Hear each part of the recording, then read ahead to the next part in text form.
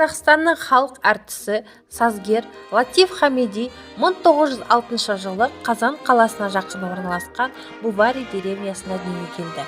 Әкесі Донбасста шахтер болды. Ерте жасынан баланың музыкаға деген қабілеті оянды. 1920 жылы Хамиди отбасы Ташкентке көшіп келді. Осы жерде көркем өнерпаздар үйірмелері жұмыс істеді. Мұнда Латиф Хамиди қазақтың әндері мен күйлерін алғаш рет естіді. Ол өзінің тұңғыш шығармаларын алғашқы вальс, көңілді жастар маршын жазды. 1925 жылы ансамбльмен бірге Қазақстанның қалалары мен ауылдарына гастрольдік саяхатқа аттанады. Мұнда қазақтардың өмірі, өнері және дәстүрімен танысады. 1935 жылы Қазақстанға алғаш келген жылдары Семей қаласында болып, талай халық әндерін жазып алды. Бұл әндердің ішінде ең құнды болған Абайдың 18 әні. Бұл әндер Абайдың музыкалық творчествосы атты жинақта басылып шықты.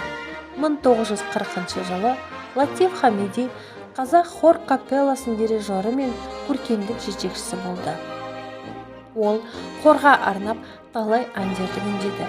Сәулемай, Жеңеше, Жайдарман тағы басқа. Сонымен қатар өзінің әндерінде шығарды. Олар Қазақстан, партия туралы ән атты шығармалар болды.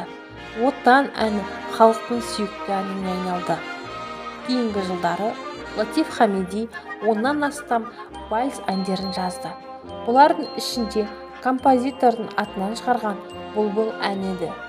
Кейін тынысты. Әуені еркін шырқалып, шебер орындаушылықты талап етеді. Соғыс жылдары Латиф Хамиди қаза болған батырлардың ерлігіне арнап патриоттық әндер жазды. Мәншүк Мәметованың бейнесін батыр қыз әнінде көрсетеді. Соғыс ерлігімен және жауынгер композиторлардың портреттерін Нұркен, Рамазан деген әндерінде бейнеледі. Әндер, романстар, хорлар қатар Латиф Хамиди шығармашылығының өркендеуі Ахмет Жұбановпен бірлесіп жазған Абай және Төлеген Тоқтаров операларымен байланысты.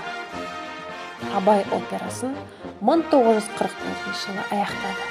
Латиф Хамиди тамаша ұстаз да болды. Ол талай уақытын қоғамдық жұмыстарға бөлді. Латиф Хамидиден Қазақстан музыканттарын бірнеше ұрпағы оқыды. Олардың ішінде әйгілі өнер қайраткерлері бар.